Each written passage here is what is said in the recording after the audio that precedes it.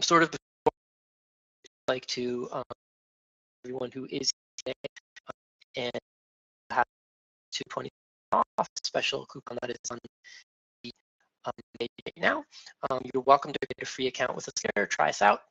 See what you think. If you like, use the coupon. Okay. So the first part of this webinar is talking about in general. So GRE, how you prepare for it, especially as you are all first, is extremely important for you. And after that, we'll go into the next webinar, which is the study plan itself. Okay, so this is essentially sort of, it's not exactly personal classes.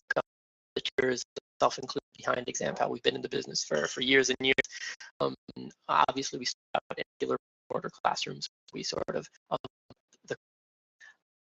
that we are.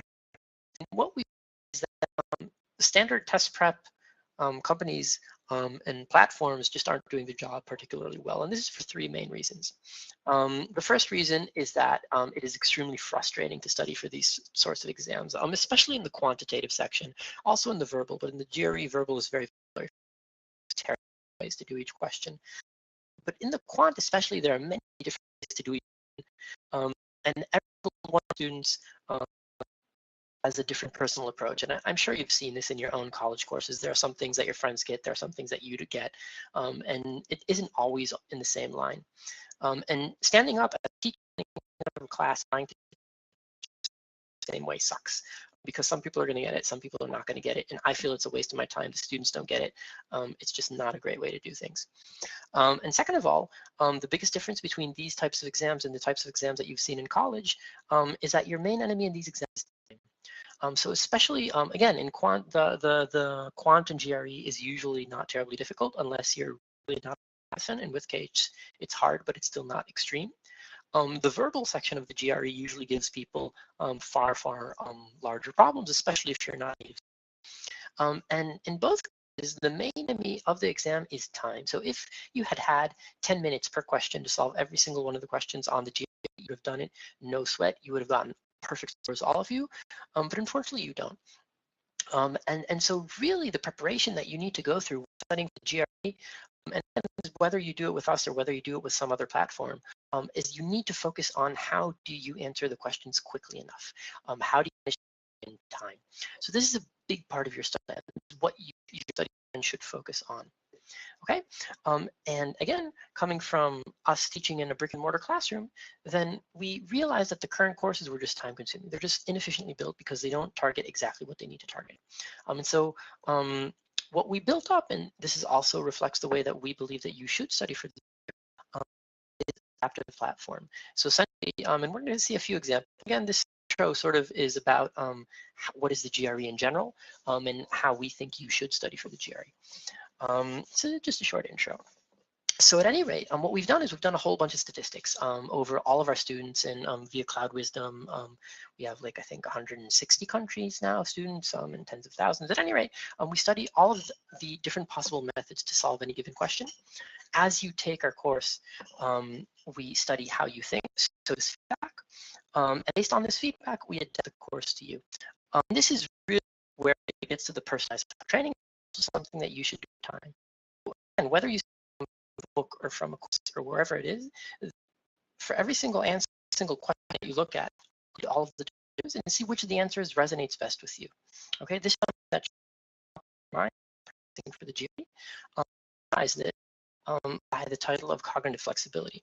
And what cognitive flexibility is, GRE more question. It's about building up a toolbox which lets you choose which tool you want to use to solve it. So you can go around variables and use all of this.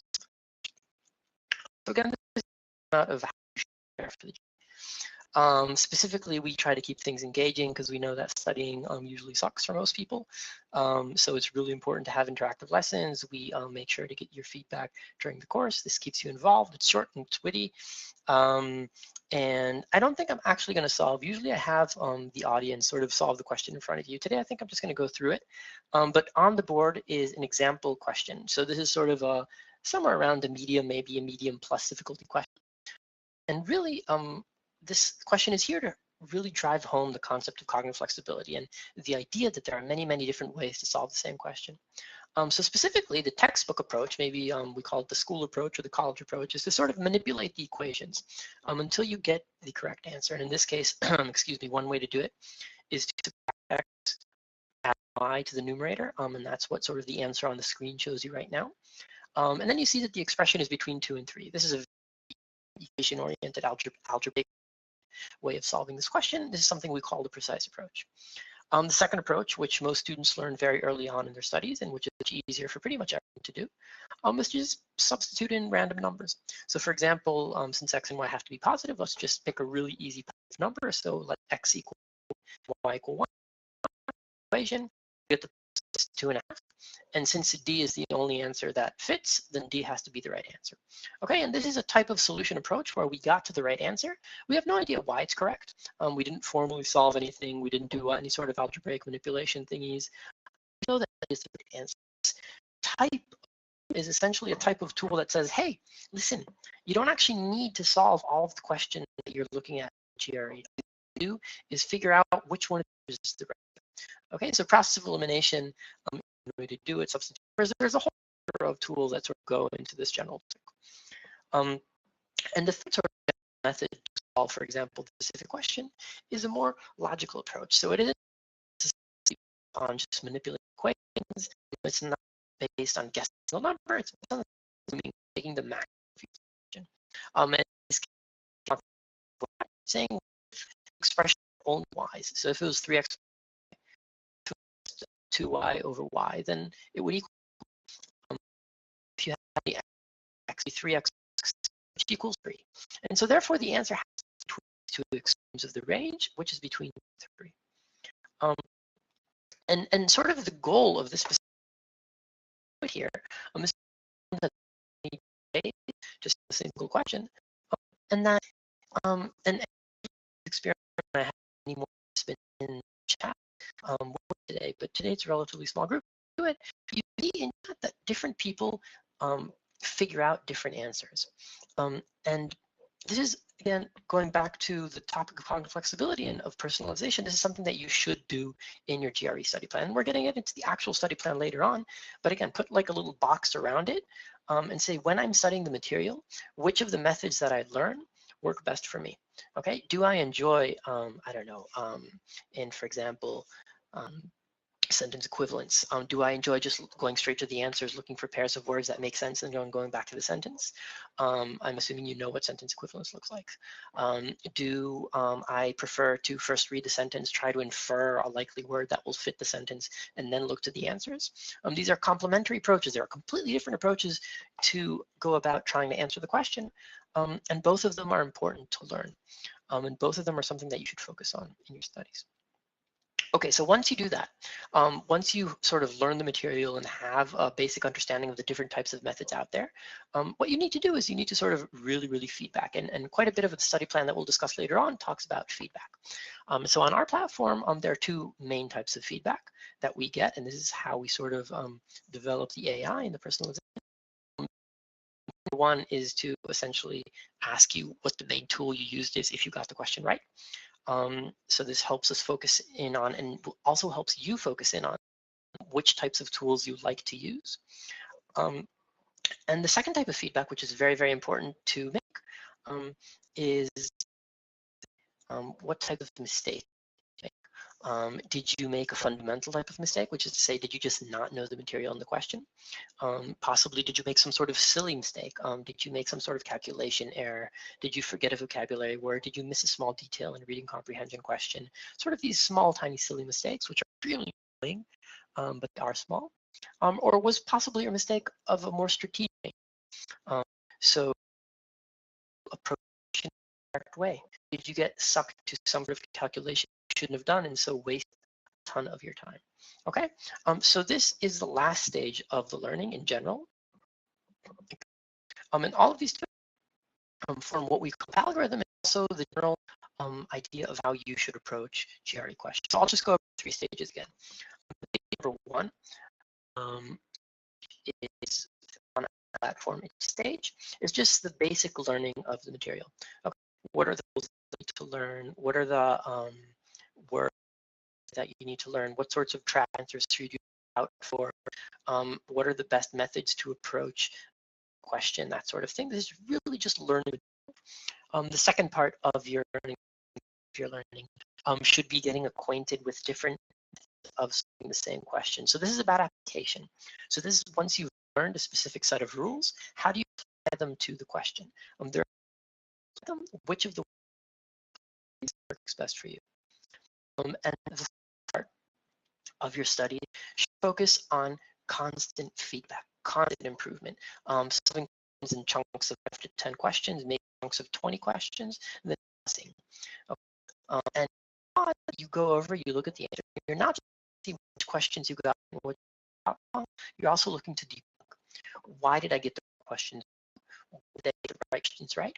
And this is the thing that will really be the fuel in the rocket that sort of shoots you up to the moon, to whatever score you want to go to.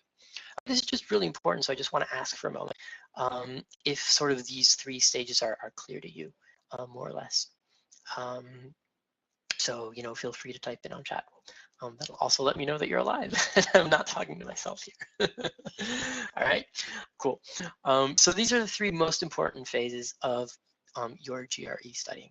Okay, and sort of there's a bunch of statistics behind the system that we do it. So essentially, our system is built around doing that. So instead of you having to do all this sort of analysis and feedback and so on and so forth, we do it for you. This is our speciality. We won a bunch of awards. There's a bunch of reviews which you can check out.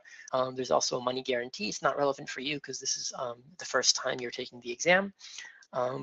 But if you were a retaker and if you have to get to the retake point, then we do offer a money guarantee, which is something that is important to know.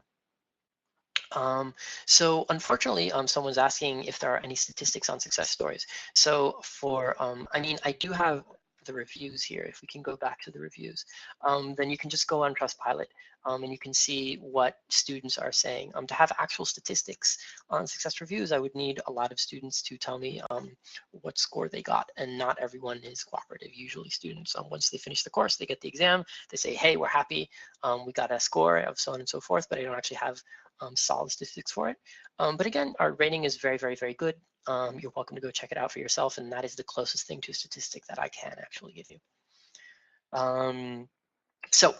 So far we've talked about basically an intro, sort of who we are at examPAL, where we come from, and also the general approach to GRE. So what should your focus be on when you're studying for the GRE? What is this thing called the GRE? Okay, now we're going to go over a set of case studies, sort of people who have different things happening in their life at the same time, and sort of how we recommend for them to build a study plan. And again, here is where I want to remind you that we're a relatively small group today.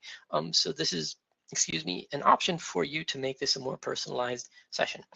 So if you have specific questions about study plans or specific constraints that don't quite match the things that I'm talking about, and you would like to ask about them, then please type them in the chat and I will address things.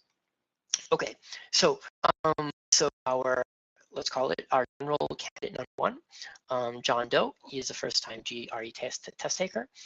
He is working a 9-to-5 job, so he can't study all day, every day. And he also can't devote all of his mental energies into the GRE. And he has strong English skills, but he isn't necessarily a native English speaker. So this could be someone who's gone to an English school in a foreign country, or it could be someone who's living in an English, like a European country, for example. Not England, obviously, but one of the other ones, and has strong skills. And the first question that you will naturally ask yourself, and this is some question that you've already written in the chat, is how much time will you need to actually prepare for the GRE? The answer to this, of course, is it depends on you. But the general answer that we give for someone more or less in the general stereotype is approximately 100 to 120 hours of study. So this is starting from scratch. This is especially for those of you who are, there's one person who's 2 years out of undergrad, so you might need to brush up on a bunch of math concepts. They're not terribly hard, but you haven't done them in a while, you don't remember them, you need to brush up on them. Possibly your English skills are good, but your vocab isn't up to the crazy level that the GRE requires, with all sorts of sort of weird anachronistic words that you probably won't encounter anywhere else unless you sort of are an avid reader.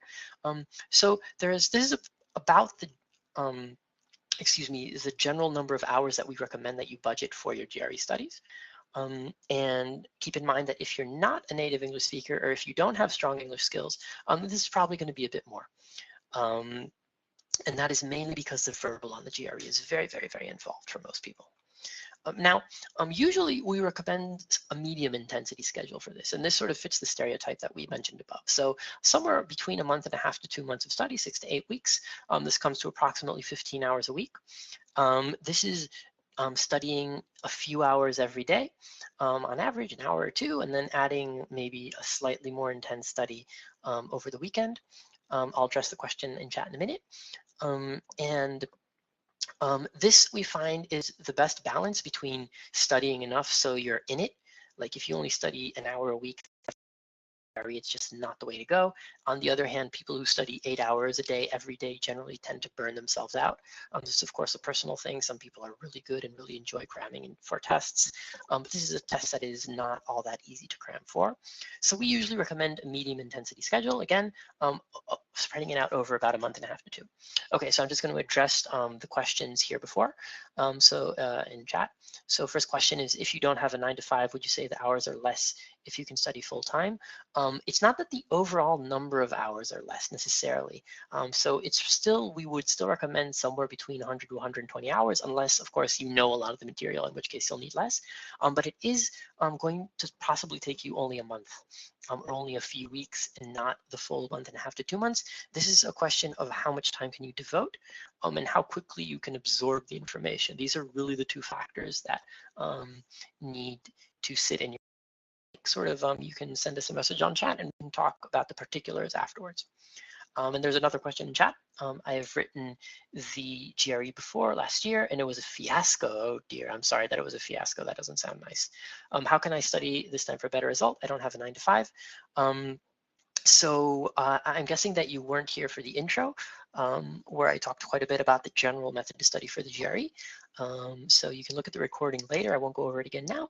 But basically, it's all about review. We're going to talk about retakers in a minute. So maybe I'll defer the question to then. In I think 15 slides or so, we're going to get to retakers specifically. Okay, so moving on for now. The 2-month plan, again, this is sort of the generic plan that we recommend for most people. And even if it isn't exactly a 9 to 5 job, if you're just at school, then it's about your level of commitment. It's about how many hours can you commit per day to study or per week. So in general, we recommend the first 47 days or so, the first 2/3, 3/4, excuse me, is mostly about learning and practicing. Okay, and if you're doing this independently, this is going to start by making a list of GRE topics. We really don't recommend you do this independently. At the very minimum, get the GRE guides. We of course recommend that we use our course because that is what we built it for. And we've done all of the work for you again on the course, but at any rate, you want to make a list of all the different topics that you'll need to study for the GRE. These are quant topics, and these are also various verbal topics. It's also a good idea to have this big vocabulary list of words that you need to learn and sort of partition it into time frame. And in general, what we recommend is we recommend 2-day mini schedules for each topic, assuming you have somewhere between 1 hour to 2 hours per day. Okay, and what is a 2-day topic mini schedule? It means that the first day is basically about learning. So for example, if our topic is, say, triangles, then this is remembering what the Pythagorean theorem is. It's remembering what to do with right angles. It's remembering how similar triangle works. It's remembering area. It's just really, really learning the basics, the basic rules that you need to know. And you need to summarize all of these for yourselves in your own notes, or use like the course notes if your course gives you notes. So more importantly, you need to make some practical tips. Back up to the start of the example problem and the 3 different to solve, then this is what practical tips are essentially about. How do I use these rules, apply them into solving, okay? And these are notes that ideally you will yourself, because that is learned. And so this is, say, the first somewhere between 2 hours on day number 1, maybe a bit more if it takes you a bit more, is just to go over the basic material and make a summary and a practical tip list of it. Okay, day number 2 is to put this into practice. And this, again, if you have more time, this can be, after you take an hour break or a half-hour break, then you can continue into the second part of this, which is to actually solve questions related to the topic. So you want to practice the things that you solved. And here we're getting into the second part of the general algorithm that I mentioned before. So when you're solving questions, you really, really want to make sure that you're not just blindly solving questions, banging your head up against the wall. That's the wrong way to do things. You really want to understand when you get a question wrong, why you got it wrong. Did you not understand the material properly? In that case, go back and update your list of practical tips, update your did you understand the material perfectly but miss a response? Did you, I don't know, feel pressured for time? Did you mess up something on the calculation? Every single type of mistake that you make is something that you need to log. And we'll get into what you do with this log later on, but basically this is what's going to guide your review stage towards the end of the promise. And for the student who asked, how can I get a better result? And this is the heart of it. Having a good error log, which really, really underlines for you where your weak areas are, where your strong areas are. This is the core skill that you need to develop in order to improve a bad score. All right, so you've done all of that. This is really important, but I think I'm going to talk about this on the schedule later on. And then we get to the review stage. So this is after you've learned all the material, after you've gone over all of it the first time, and after you've built up your log over time. So the last 10 days before the exam are generally given to review. And what do you do in the review? There are 2 things that you need to do in the review. Okay, thing number 1 is just, I assume, the standard thing that you would think of as review, which is go over your error log, go over the things that you think are problematic, go over your summaries. This is what you would do for every single exam you've for the GRE, what you also want to do is you want to take practice tests during this period. And there are 2 things to realize about practice tests. Thing number 1 is that the practice test is sort of where you bring everything together. So this is where you test if your timing strategies are good. This is where you test if you can focus for sufficiently long amounts of time. This is where you test if, what sorts of water you need, I don't know, sort of amenities. Maybe you need a small, maybe you need a little of water. Maybe you should do how much the essays tax your perseverance. All these sorts of practice helps you how in conditions, and this is why it's important that you take the practice test in as close to conditions as possible. So try to take it at the same time of day in which you take the actual exam, and try to take it all in one sitting. The essays you only have to do once, and then you can, once you're happy with them, never do them again. But especially the verbal and quant, you want to do them in one sitting without interruption, without pausing, without phones. Only use an online calculator, which is, they say, an on-screen calculator. Make it as real as possible, because this is the goal of the practice test. It is to practice taking the test. Okay. 1 second, I'll get to that rather long comment in chat. I would honestly be happy if you could write it a little bit shorter. But I'll get to it in a second. And sort of the second main goal of the practice test is to give you fuel for review. So once you're done with the practice exam and you've sort of figured out what sort of strategies are weak, and your timing, your general strategy, all that sort of thing, you can also look at the specific topics. So which types of questions did you get wrong? Which types of questions gave you trouble? Are there specific things that you got sucked into, that you sort of just got stuck and didn't hit the, even GRE, you can always review.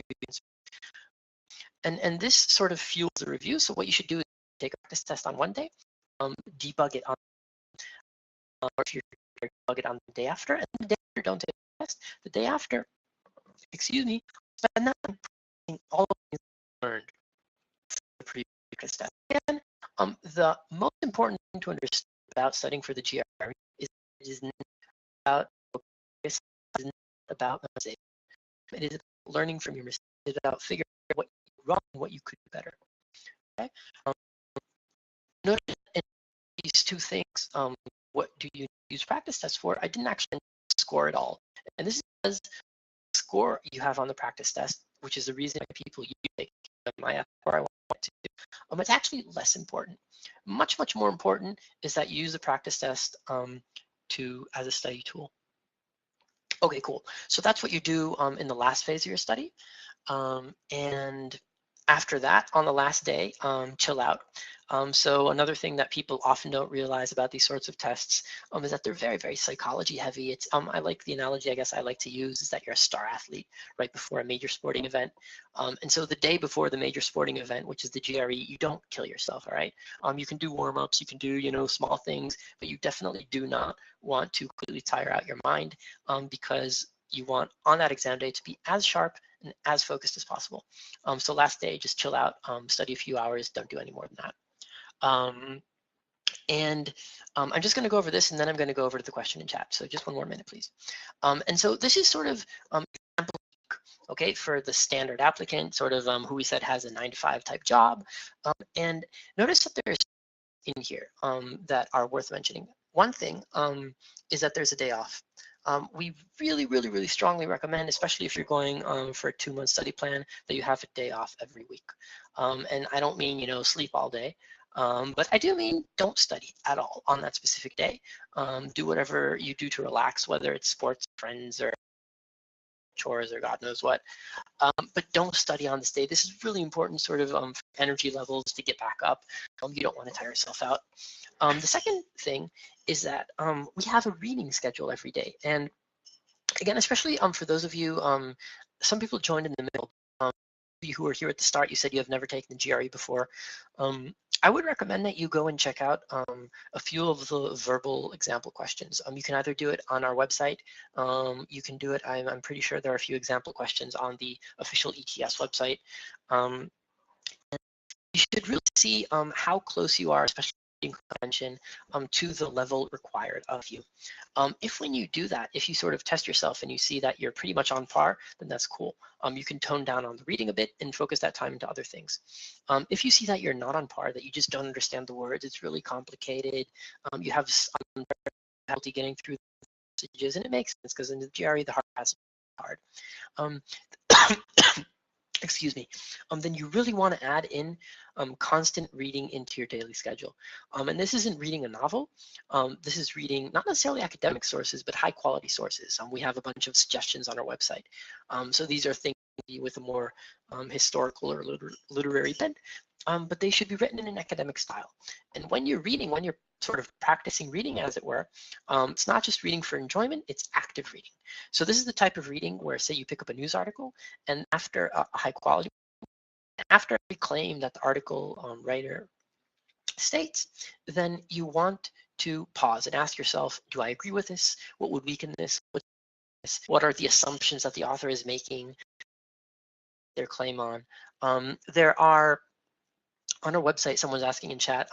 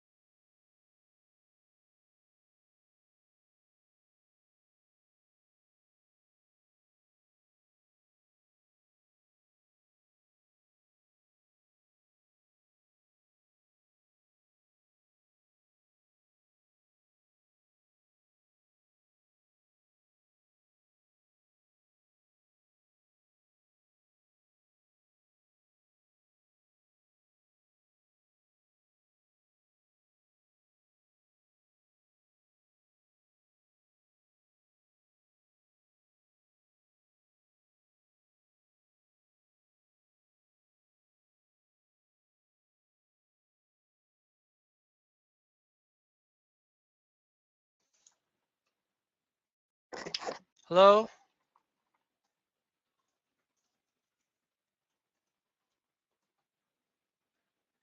Geez, I'm so sorry about that. It just sort of my the web platform. Is everyone still here? Oh, unfortunate. Okay, so I'm just going to pick up right where I left, which is to say, which was talking about reading comprehension essentially. So basically, what I recommend that you do, and I'm just going to repeat the last sentence, is to say that you should go out and you should see either on our website or on the official ETS website how easy or hard the verbal section is for you. If you find that it's easy for you, then you can sort of tone down on the reading. Otherwise, you really need to tone it up. We recommend layman publications, so like Economist, National Geographic, Scientific American, The Times, whatever. Some of these are free, some are not. But these are sort of things that are written, if you like, for the intelligent layman. So someone who doesn't have some super high technical proficiency, the passages on the GRE never require very high technical proficiency, but they are written in a rather formal style. And they do use lots of big words at times. So the level to which you are comfortable with your English is proportional to the amount of time you need to spend in vocab and memo or in actual reading. As you can see, we talked about splitting sort of topics into 2-day bits. So you can see that triangles here is over 2 days, interest is over 2 days, with a break in the middle for someone's birthday. Every evening there's reading. Every morning this is just vocabulary and memorization. As you brush your teeth in the morning, just use your flashcards and go over your vocab. It's a great way to do it, or at the lunch break. So vocab and flashcards are one of those few things that you can actually do, and if you only have like 10 to 15 minutes of time, just whenever you like. So that's a great thing about them.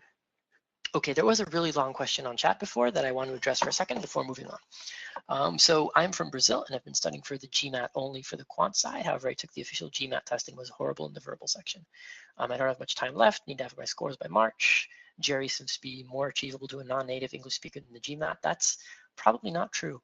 And I have only 1 month left. Do you recommend shifting to the GRE instead of GMAT? So look, basically you're saying that your quant's good and your verbal's hard is problematic. I very seriously doubt you'll find it easier to do the GRE than the GMAT. The easiest way to test this out for yourself is either to take one of the free practice exams. I don't remember if you need to register them for them or not. If not, you can just log on to the ETS, the official website for the GRE, and try out a few questions there. In general, the verbal on the GRE is harder than the GMAT and the quant is easier. So honestly, I think you're better off sticking with the GMAT. And again, if you have more contact via chat. Okay, so moving on. Okay, retakers. So there was one person, I think, and there are now at least 2, who mentioned that they are taking the test again.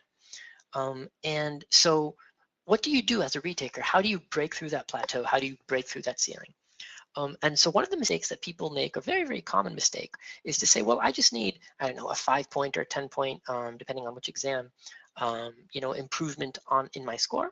So all I'm going to do is sort of study the difference. So I'm just going to sort of, if I got up to 600 level, all I'm going to do is like in GMAT words, in GRE, say I got up to 120 or so, and I need to get up to 125, then all I'm going to do is study the questions in that range. And that is a really, let's call it a dangerous way to look at things, because very often that ceiling, that thing that is stopping you from progressing, it's not that you don't know the material, it's that you are doing something wrong. And so doing exactly the same thing over and over again won't make you any better. You'll just keep getting the exact same score over and over again. So this goes back to the review that we were talking about, that at least I was talking about so much earlier today. And so one thing that you need to do as a retaker is you need to repeat the fundamentals, but this time when you're going over the fundamentals, make sure to look out for all of those things that you missed the first time around. Were the specific rules that you didn't understand the first time? There's often these eureka moments when you sort of read something after you haven't touched it for 3 months and you're like, oh, right, now I get it. And sort of that click, sort of the pin dropping, that is what you need to focus on as a retaker, focusing on in the fundamentals, just going over the basics again, and trying to look for those things that you didn't understand well the first time around and now you do. The second thing you need to do is you need to debug your exam. If this is the GRE, if this is the GM, if these are practice exams, it doesn't matter. Honestly, the strategy is the same for all of them. It's to learn from your mistakes, build up an error log. And again, these are the three main types of errors that we recommend that people list. So error type number one is material. Okay, I was looking at the question, I forgot the vocab, I forgot remain, whatever. That is an error that study. Number two is much more about focus. This is about silly mistakes. If I didn't read the question properly, that you would have no idea how many students know how to solve a question. And I'm sitting there with them in a private class and they do everything correctly and then they answer the wrong question. So the question is asking what is the value of X and they answer, I don't know, what is the value of Y? All these really, really tiny sorts of things that you sort of roll your eyes at, but you have no idea how many points it costs. And if this is something that happens to you, then that is often a sign that you either A, need to make more time for yourself. So you need to devise some sort of skipping strategy. Don't try to answer all the questions, only try to answer, I don't know, 1 in 4 questions, for example, or 1 in 5 questions, 4 out of 5 questions, or 3 out of 4 questions. Question will give you the time to focus in on those questions that you would usually get right, but because you're pressed for time, you get wrong. And usually it's a good trade-off. So usually doing something like this gives you more points than it costs. And the second thing is sort of semi-obvious, but it's just learn to work clearly with your scratch pad. The fact that you have a scratch pad, that you have a marker, a pen, or whatever it is that you can use on the scratch pad is a really big boon. And when you're practicing at home, make sure that you use your paper as you would use the scratch pad on the official exam. So for example, you can write A, B, C, D, E on it, and then cross off the answers that you know are wrong. There's all sorts of ways to use scratch pad. You can sort of Google it, but make sure to practice this. The third type of mistake that you should be aware of is the strategic mistake. And this is, for example, what we found is that the vast majority of the types of questions, again, especially in quant, but also in verbal, are things that you should recognize, be able to recognize what to do with very quickly. So if within the first 20 seconds of looking at a question, you have absolutely no idea how to approach it, you don't understand what it says, you don't understand what it wants from you, this is a perfect indication this is a question you need to flag, you need to move on, and you only come back to if you have enough time to it. Okay, getting sucked into a question like this, wasting 3 minutes on a question like this, and getting it wrong is much, much worse than spending those 3 minutes between 2 other questions and getting them both right. So this type of thing is a strategic mistake. This is sort of knowing yourself, what questions should I skip? Should I not even bother attempting? How do I play to my strengths? How do I manage my weaknesses? Okay, so this is what you need to focus on as a retaker. How much time should this take you? Well, we generally recommend to everyone to put in the 100 to 120 hours, so a month and a half or so. But this is really a personal question, which depends on where you are. Because if you are at, say, in the GRE around 130 or so, like in both of the sections, and you only need a little bit more, then obviously you're not going to need all that time. If on the other hand, for example, in the GRE again, you took it, you realized your verbal was way off and you have a whole bunch of words to learn, you're going to need a lot more time. So this is something that I would actually need to have a personalized conversation with you to answer. How much time should I spend for my retake? Okay, there are 2 more stereotypes that I like to call them. Both of them essentially take the exact same topic and just stretch it out into different directions. So stereotype number 1 is someone who wants to do things really, really quickly. And then sort of, I guess, enjoys being in this sort of phase of studying 8 hours a day. Some of us are honestly good at it. Some of us are not. This is really a you sort of thing, and it's how much time and mental energy can you devote to the test. And so, if you're not currently working, for example, and you have a bunch of time, if your English is very, very good and you don't need all that time, if you have school deadlines and so on, you don't have much time, then, 30 days is possible. Essentially, what it means is that instead of taking 2 days for each topic, you only have 1 day per topic. That's basically the main difference between the 2 plans. And so in the same day, you basically want to do everything that earlier you divided into 2 days. So you want to take, say, the morning to learn it, and then take a small break, and then afternoon to solve it, and then do all sorts of debugging, and then in the evening or in the morning, put in all the reading or in the memorizations, the daily things. So this sort of squashed.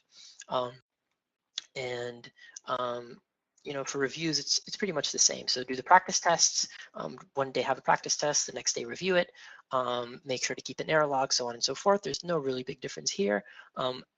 As before, even if you're stretched for time, make sure to that day before the exam, so you're not tired on exam day. Take the exam. This is a, you know, practice. An example, schedule, which, as you can see, is much more dense than the schedule we saw before. There's really no free time except for the 1 day off a week.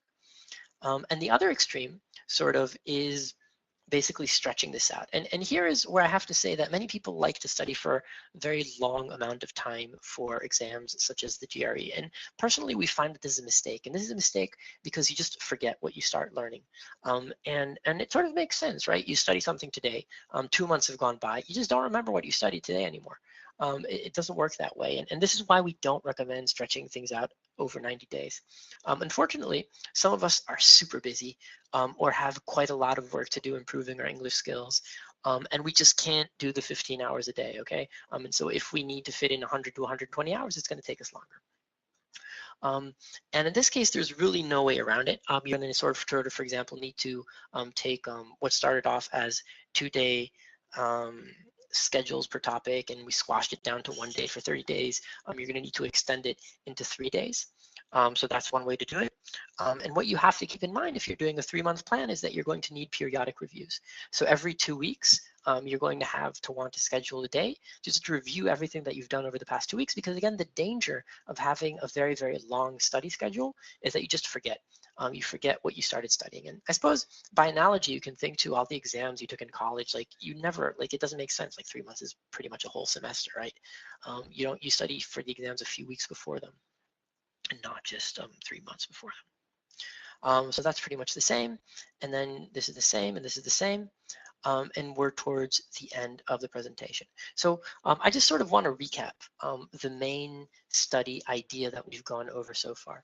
Okay, so number one is that it's not about rote repetition. It's about really taking the time to learn from your mistakes and to keep up that error log, which helps you focus in on where you need to improve, where you don't need to improve. Number two, is to, we suggest to spread out each single topic into 2 sections.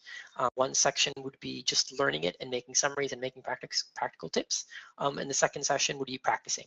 So this is taking in how do you apply all of these practical tips. And this is also where you build up your error log and where you update your tips. You can do this session, the 2 sections in the same day. You can spread them out, doesn't matter, depends on you.